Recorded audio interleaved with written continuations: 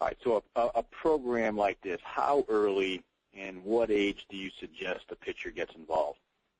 Well, number one, as soon as you start to pitch competitively on a regular basis, that's when you should be involved. And Dr. Andrews has said this quote many, many times. The seeds of injury were planted during the early years of baseball. Many of the injuries that happen in the adolescent, teenage years happen right from the time that they start pitching in Little League. So it's very critical that once you start to pitch, because of the risk of injury, it's critical that you make sure that your delivery is solid right from the very beginning. Because if you have major flaws in your delivery, you are planting the seeds of injury early on in your career.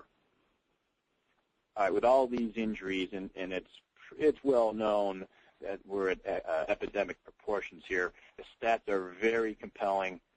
Where, in your mind, and from your talking to the people at the American Sports Medicine Institute, where are we going wrong here? Well, number one, let's take a look at the Major League level first, Jim. In the last decade, the last 10 years in Major League Baseball, pitching injury salaries have been spent. Over $1.4 billion have been spent on injured pitchers in the last 10 years. In 2008 alone, pitching salaries were $1.2 billion. Pitching injuries, they've spent over $330 million on pitchers under DL in 2008. At the amateur level, in the last 10 years, Tommy John surgeries have increased over 700%. And in each year, 45% of pitchers under the age of 12 experience chronic elbow pain. 6 out of every 10 high school players complain of elbow pain. It's very critical that you have proper mechanics. And proper mechanics simply just are not taught because people really just don't understand what's actually happening in the pitching delivery.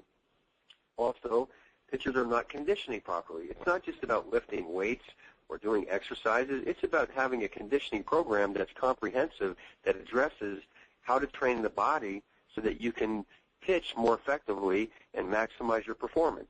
And it's critical that you have the insight, and the only way that you can have the insight for the potential of injury is by having an analysis of your delivery. Okay, so that leads me to my next question then. The main causes. What are the main causes or reasons for all these injuries? Very simple, Jim. It's very simple. Overuse, overuse, overuse. Pitchers are being abused. Pitch counts are way too high from Little League on up.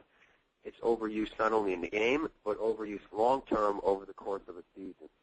Number two, pitchers get hurt because they're poorly conditioned. They have not done the right conditioning program so that they can withstand the forces of pitching. And lastly, there's flaws in the pitching delivery. There's poor mechanics. They have measurements in their pitching delivery that are out of the normative ranges. And there's certain measurements that if you're out of the normative range, you are in major, major risk of injury. Dr. Andrews' research is compelling to say that you're going down that path of injury if these are not cleaned up and correct. Rick, I think you cut out on us a little bit in terms of Dr. Andrews' research. You said it's very compelling. Rick, pick up, if you would, right there. Dr. Andrews' research is compelling that if you have some major flaws in your delivery, your risk of injury is major. So it's very critical that you clean up those flaws and correct those flaws before you get injured. Okay. All right. That was good.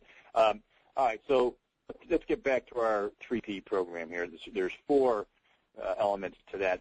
Talk more about that, if you would. The center core of the 3P sports program is getting a biomechanical analysis. Just like in spring training right now, it's the first time in the history of Major League Baseball that our owner, Mark Antonesio, has dedicated. We had a lab. We did analysis of every one of our Major League pitchers in spring training. We're going to do it organizational-wide at the minor league level. So making sure that you have the measurements in your pitching delivery so that we can correct those flaws. Then you have your skills and drills. The drills that we're doing right now in spring training with our pitchers are the same drills that little leaguers all the way through college pitchers now involved with our program. They're doing the exact same drills. Every drill that we utilize, Jim, has been tested in Dr. Andrews' lab to make sure that this actually does train the pitching delivery to keep the delivery in the normative ranges. Having a physical conditioning program. So when you look at for example, in the pitching delivery, hip rotation velocities, how fast the hips start to rotate and then the upper torso starts to rotate, that is directly linked to fastball velocity. Our conditioning program is very specific based on the measurements of the pitching delivery. Very similar when you saw the Olympics, the Summer Olympics, and you looked at Michael Phelps, and they did biomechanical analysis of his swimming. And they designed a program and a stroke specifically so that he can get through the water faster. Very, very similar. And then you have your performance-based behavior coaching. How do you think, act as a major league pitcher? Wouldn't it be great if you took, say, for example, CC Sabathia in the course of a game in the World Series last year, and you could listen to his thoughts, how he is thinking in the course of a game, and Harvey Dorfman being an expert, you know, he gives tips on how to think properly in competition and to make these kind of adjustments. All right, so let's focus on the biomechanical analysis. That is obviously critical. Like you said, you had all of your pitchers out, and with the Brewers and Major League camp go through that this spring. And when you have flaws in the delivery, it's hard to tell. It's not obvious. But this is something you have been using basically your whole professional career as a coach. We've got a number of examples here, but walk us through some of the measurements. What do they mean? How do you use them? Why do you use them? Well, let's talk about first. When the foot hits the ground, Jim, that is the moment of truth. When the foot hits the ground, everything needs to be in line at the proper time. So let's take stride length. If it's too short or too long, it affects hip rotation velocities. The elbow angle at foot contact. You know, if it's too closed or too open, you know, you start to put a lot of pressure on the elbow and the shoulder. Maximum external. If you have limited maximum external rotation, it's going to lock the hips. It'll either that or it'll open up the hips too soon, and that affects major factor on the shoulder and the elbow. And let's say lead foot placement, the angle of your foot and the direction of your foot towards your target.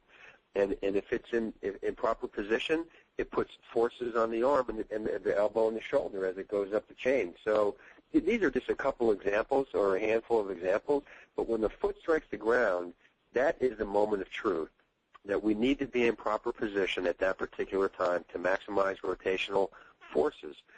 And in the 3P program, all the drills and coaching that we do is for the delivery is all to make sure that we are in proper position when the foot strikes the ground. Okay, so we have a couple of examples here.